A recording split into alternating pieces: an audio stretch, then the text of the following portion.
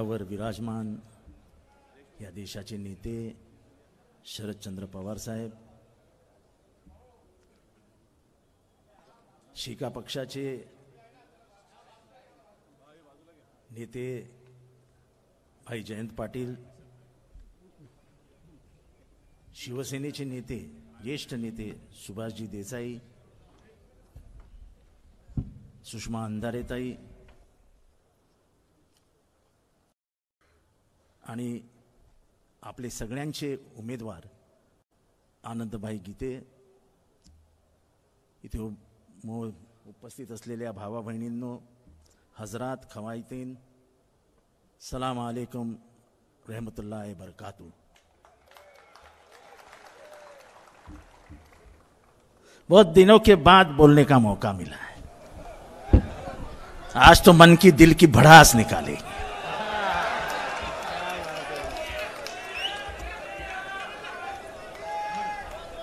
सब पाकिट मारों का हिसाब किया जाएगा।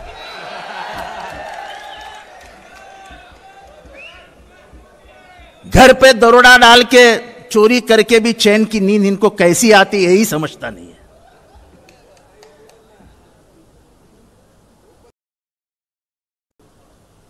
मुझे समझता नहीं है। तटकरे साहब जरा हमको समझाओ, आपको क्या देना बाकी था? पहले तुमने अंतुले जी को सुला दिया, आज बड़े ही खंधे पे हाथ डाल के घूम रहे उनके लड़के के साथ, पर अंतुले जी ऊपर से देखते रहेंगे तो आंख में आंसू आते रहेंगे कि मेरा लड़का क्या कर गया इसके साथ।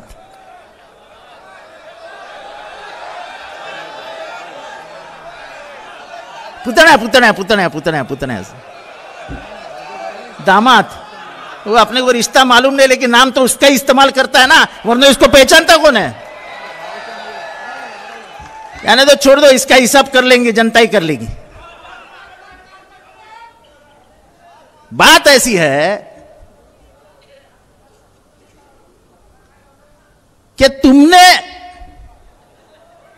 क्या सीखा उन लोगों से?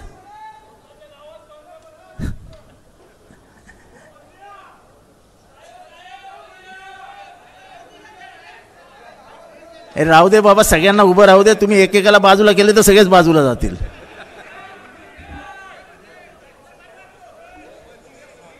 मध्ये नाही, आता मला इथनं बोलू द्या, मला बोलून अडचण करू नका। परत साहेबांना बोलायचंय, मला घाई करू नका, थांबा जरा। आता काय बोलू नका मध्ये। आप चुप बैठने वाले हो या भाषण यहीं पे समाप्त कर दूं? शांत बैठो यार, ये क्या तरीका है क्या?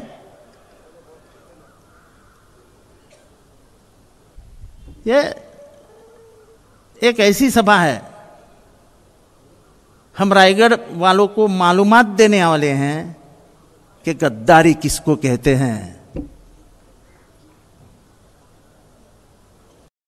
क्या लगता है आपको, शरद पवार क्या इंसान नहीं है? शरद पवार को क्या दिल नहीं है? शरद पवार के आंख में आंसू दिखते नहीं तो क्या वो रोते नहीं है? हर आदमी को जख्म होती है, लेकिन उसके बारे में कोई नहीं सोचता है। क्या कमी किया था तटकरे साहब आपको मिनिस्टर बनाया जब जयंत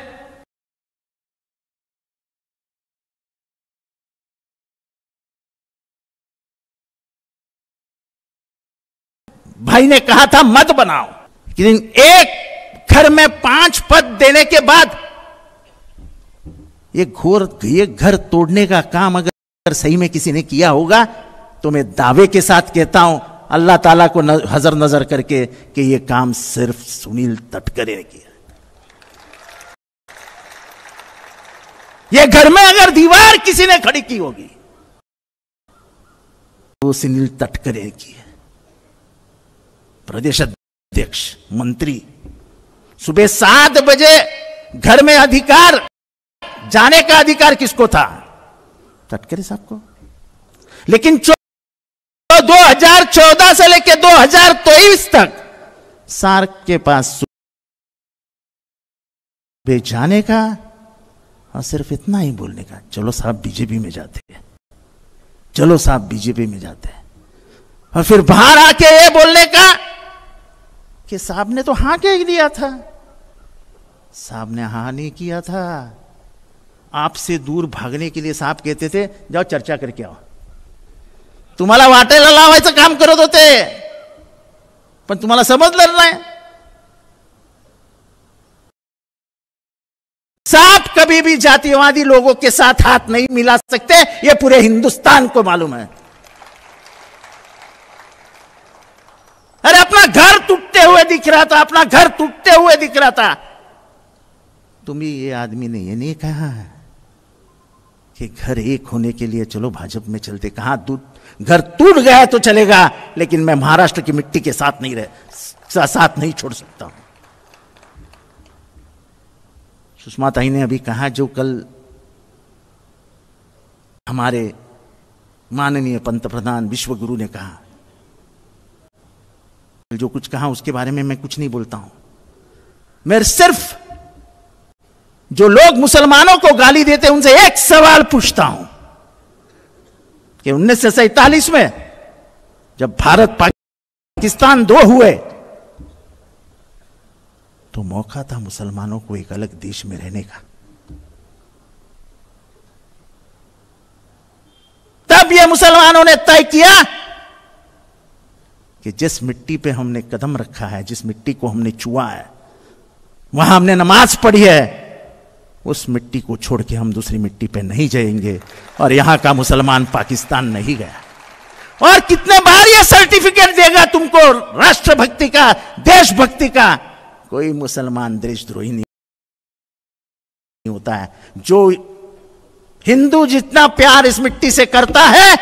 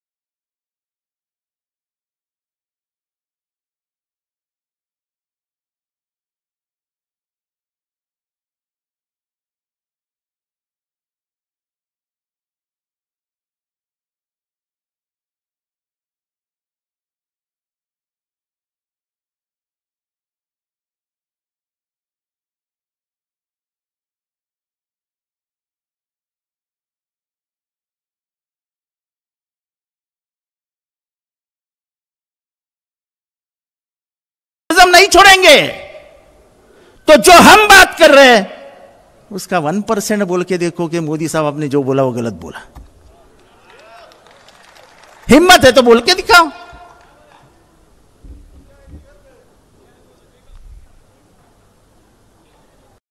हमारे हिंदू भाइयों को आप ये कब आया बाहर, ये जबान से कब आया बाहर?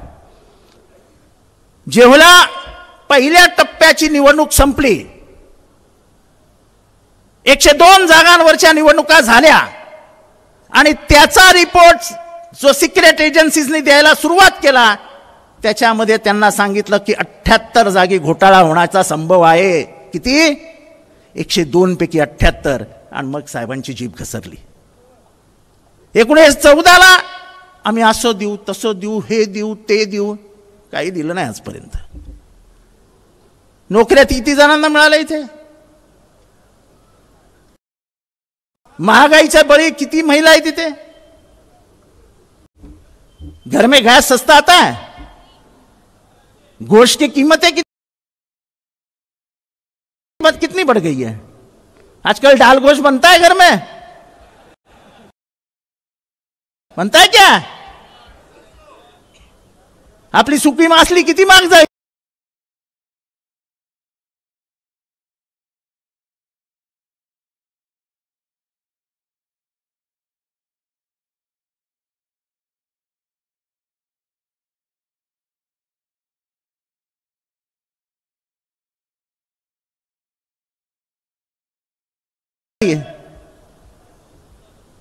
सगळीकडे महागाईचा मार पडत असते.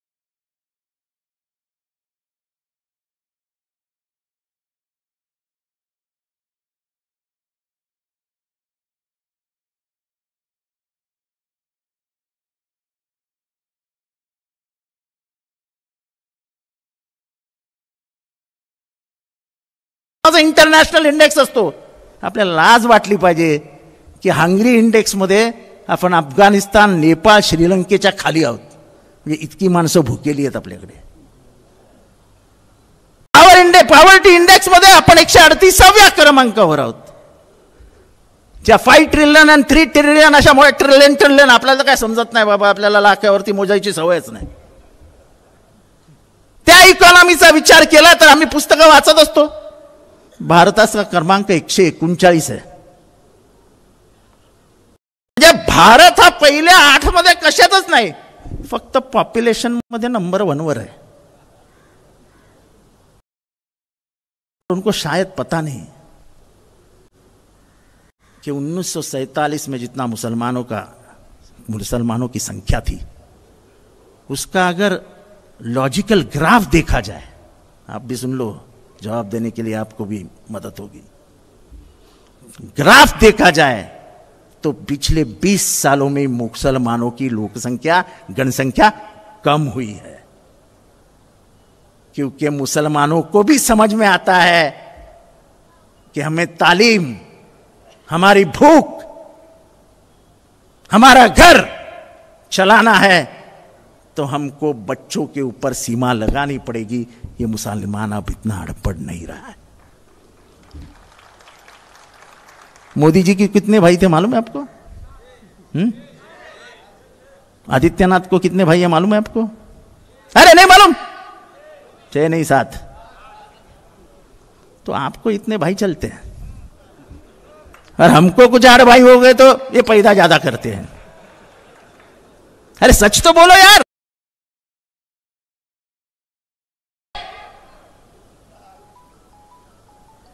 कहां गए तुम्हारे विकास के?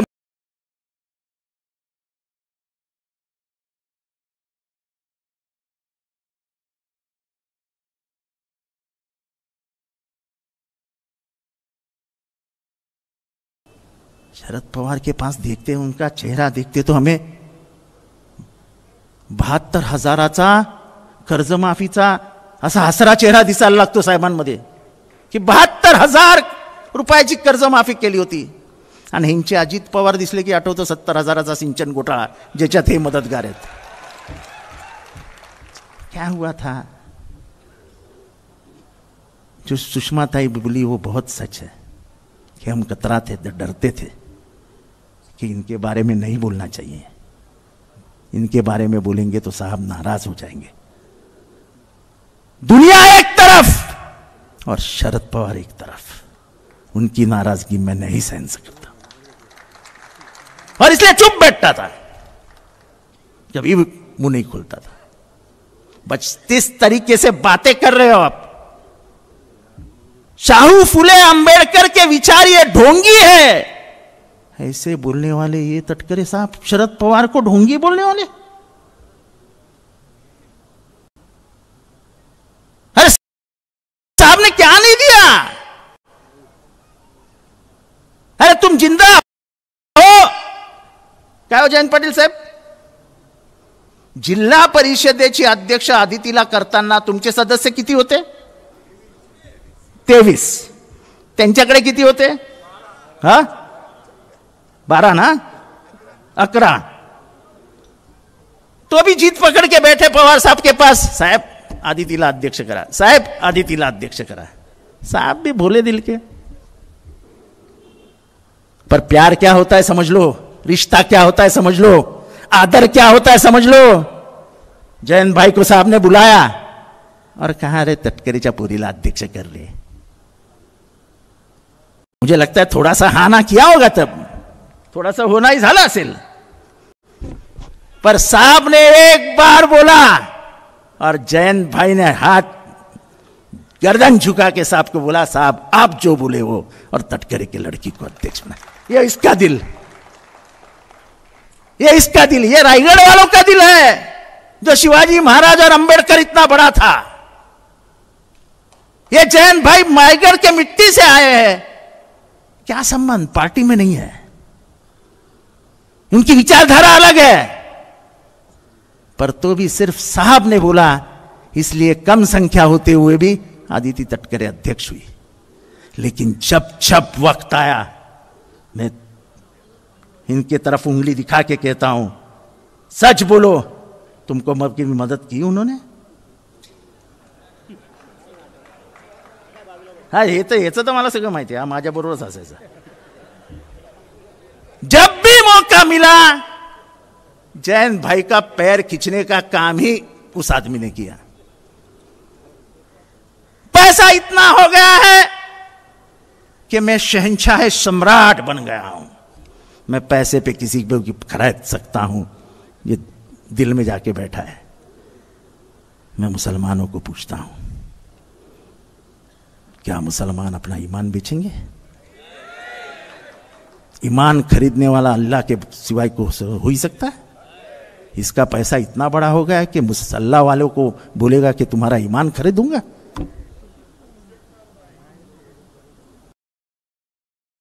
ये एक लड़का बैठा है यहां पे, कुठे रे तो? ये पहचानते हैं कौन है? ये वो डॉक्टर उंद्रे साहब का लड़का है।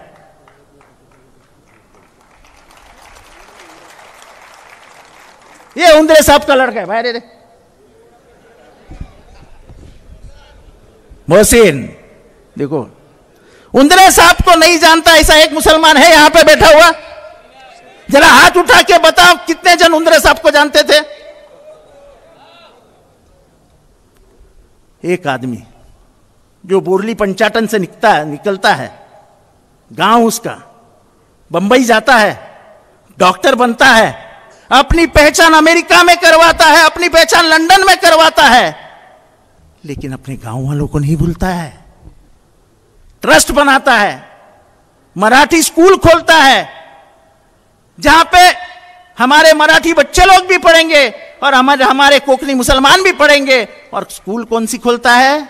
सब मराठी की। हमारी मुस्लिम लड़कियां पढ़नी चाहिए, हमारी मराठी लड़कियां पढ़नी चाहिए, इसलिए बोरली पंचायतन में क्या खोलता है? Women's college. क्या फक्र नहीं है मुसलमानों को? क्या ऐसा आदमी भी हमारे मिट्टी में जन्म लिया है? फक्र से कहते हैं कि डॉक्टर उंद्रे ये हमारी एक बड़ी शख्सियत थी। यहां से बंबई कोई भी गया बीमार है, जसलोक हॉस्पिटल, लीलावती हॉस्पिटल, को जो हॉस्पिटल बोलो वो उधर डॉक्टर उंद्रे साहब एडमिट करवा देते थे। उनका ट्रस्ट था। आखिरी दिनों में उन्होंने अपने मां को और अपने बीबी को और अपने बेटे को वो ट्रस्ट में डाला था। जबरदस्ती वो ट्रस्ट कब्जे में लेने की कोशिश मैं आज अल्लाह को हाजिर नाजिर करके इस बेटे के ऊपर हाथ रख के कहता हूं, ये तटकरे नहीं किया।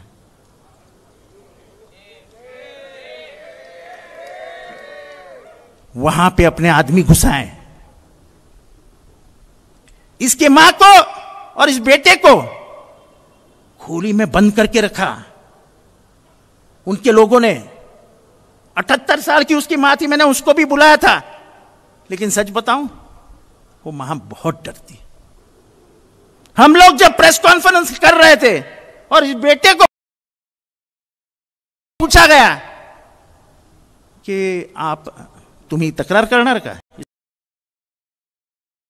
को पूछा तो ये कुछ बोलने के पहले ही उसकी मां उठ गई, नहीं नहीं नहीं नहीं पुलिस, हम तक्रार नहीं करना।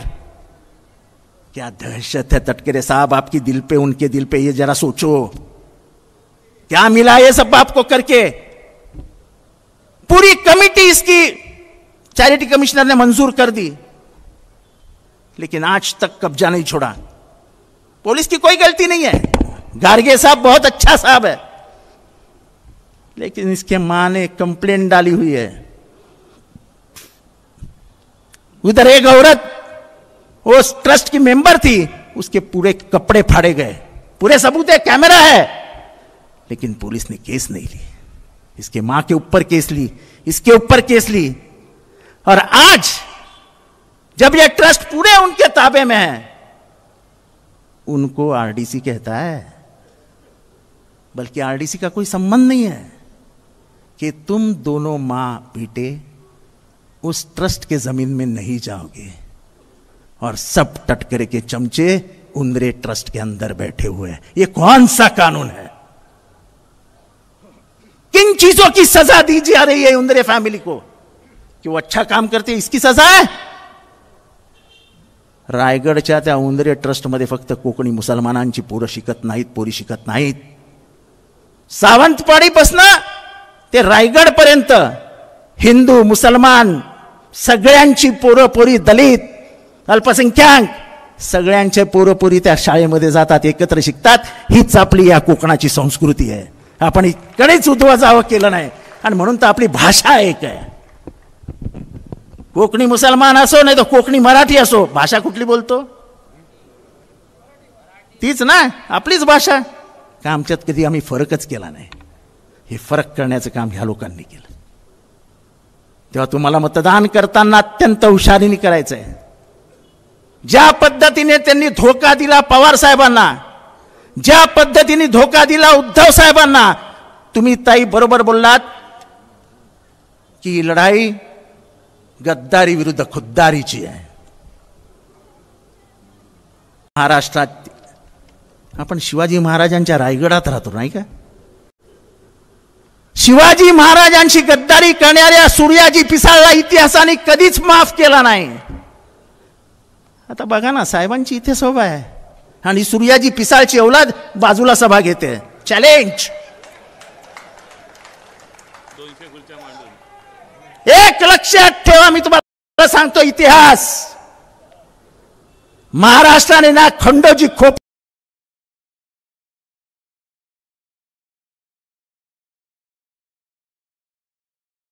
माफ केला, ना सूर्याजी पिसाळला माफ केला. तेवढ्या त्याच्या औलादींना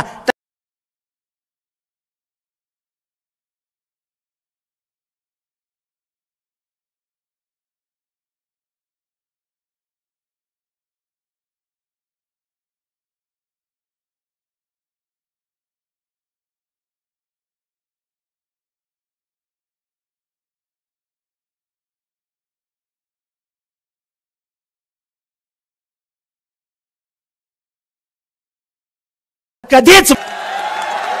हे जर आम्हाला पोलीस सांगत असतील 8 वाजता सभा बंद कर,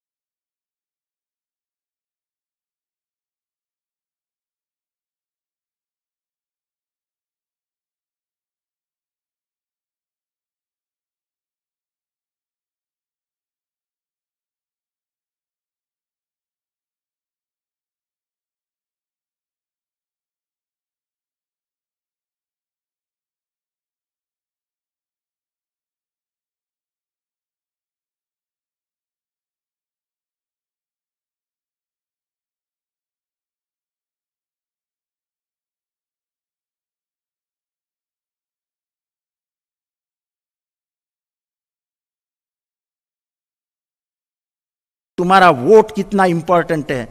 तुम्हारा ही वोट इस देश की दशा और दिशा बदल सकता है। जो दशा है उसको बदलणे का है तो अल्लाह के लिए, परमेश्वरासाठी, हिंदू असो नाही तर मुसलमान, तुम्हाला जर संविधान हवं असेल, इथल्या मागासवर्गीयांना जर आरक्षण हवं असेल, संरक्षण हवं असेल, तर हे संविधान आपल्याला वाचवावंच लागेल। हे बोलण्याचं स्वातंत्र्य हे संविधानाने दिलंय आणि त्याच्यासाठी आपल्याला संसदीय लोकशाही टिकवावी लागेल। आपली डेमोक्रेसी अडचणीत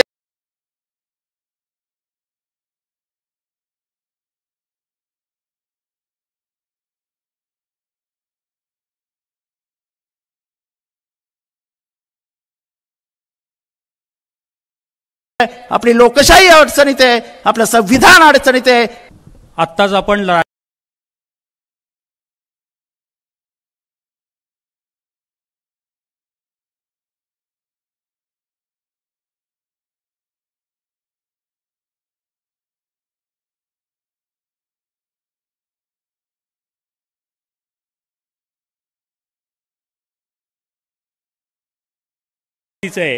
त्यांनी महाराष्ट्राला त्रास देण्याचं आयुष्य सुद्धा अल्पावधीचं होतं, ती निघून गेलेली आहेत। मी